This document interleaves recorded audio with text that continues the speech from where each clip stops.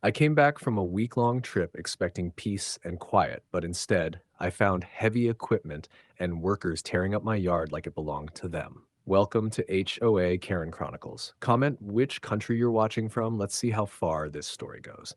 The crew had tools scattered everywhere, cement bags piled up, and a foundation already being laid down.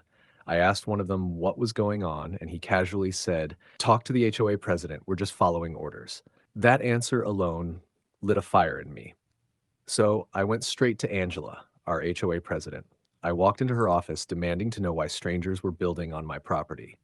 She leaned back in her chair, barely looking up, and said, "The board approved an expansion for a storage facility, and your land counts as community property now." My blood boiled. My documents clearly showed it was mine, yet she acted like they didn't matter. I went home and immediately gathered every proof of ownership I had: property deed, survey, tax receipts, and emailed them to the HOA. I expected at least an acknowledgement. Nothing. Days went by and the work only got louder, with trucks pulling in and out of my driveway like they owned it. I even put up a big sign in my yard that read, "Private property, you're trespassing," and started documenting everything with photos. But Angela and her crew didn't stop. They carried on, as if daring me to challenge them. That's when I called my real estate attorney. He couldn't believe what I was telling him.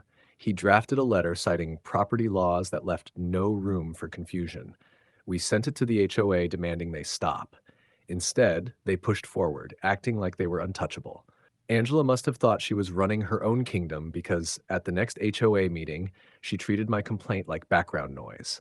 I showed up with a folder full of documents, my deed, surveys, and even highlighted tax records. I handed copies to everyone in the room. You'd think this would shut them down. Instead, Angela smirked and told me I should feel honored that the community wanted to use my yard. Honored? I nearly laughed out loud. Nobody calls trespassing an honor. Her arrogance only fueled me more. That night, I had a professional surveyor come out. He marked the property lines with bright stakes that left no doubt. The construction had encroached a full 10 feet into my land. I took photos of him holding the measurements, making sure everything was recorded down to the last inch.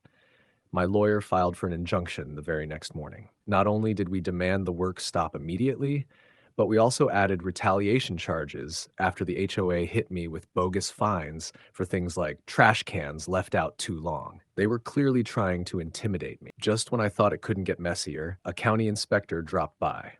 Apparently, someone tipped them off that the HOA never pulled permits for the shed they were trying to build. The inspector took one look at the site, scribbled notes on his clipboard, and shook his head. He told me flat out the whole project was illegal from the start.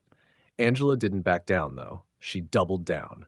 She paraded around the neighborhood saying I was selfish, that I was blocking progress, and that the board would crush me in court.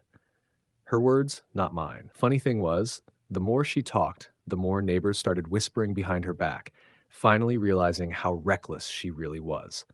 If you're enjoying the story so far, don't forget to like and subscribe. Court day finally arrived and the room was packed.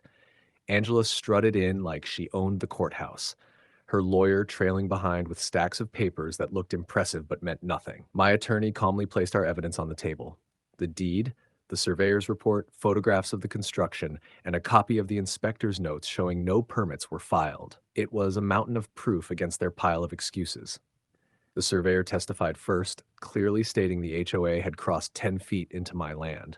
Then the county inspector took the stand, confirming the whole structure was illegal. Angela's lawyer scrambled, objected, and tried spinning nonsense about community benefit, but the judge wasn't buying it. You could see his patience thinning every time Angela whispered something into her lawyer's ear. Finally, the judge delivered the ruling. The entire construction had to be demolished at the HOA's expense, and I was to be compensated for damages, nearly $80,000. The look on Angela's face could have frozen a furnace. Her precious expansion project had not only collapsed, it buried her reputation with it. The fallout was immediate. The board called an emergency session, and by the end of the week, Angela was removed as president. In her place, the community voted in a retired judge, someone who actually respected the law. Neighbors who once ignored me started knocking on my door, sharing their own horror stories about shady fines and intimidation tactics Angela had used for years. It turned out my fight exposed everything. Angela couldn't even look at me after that. At community events, she stood in the corner, silent, her old smirk wiped clean. Meanwhile, I finally had my yard back, my compensation check in hand, and the satisfaction of watching her entire empire crumble piece by piece. The end? Please like and subscribe for more HOA showdowns like this. Have you had a similar encounter with a Karen HOA or anyone in the HOA board? Let us know in the comments.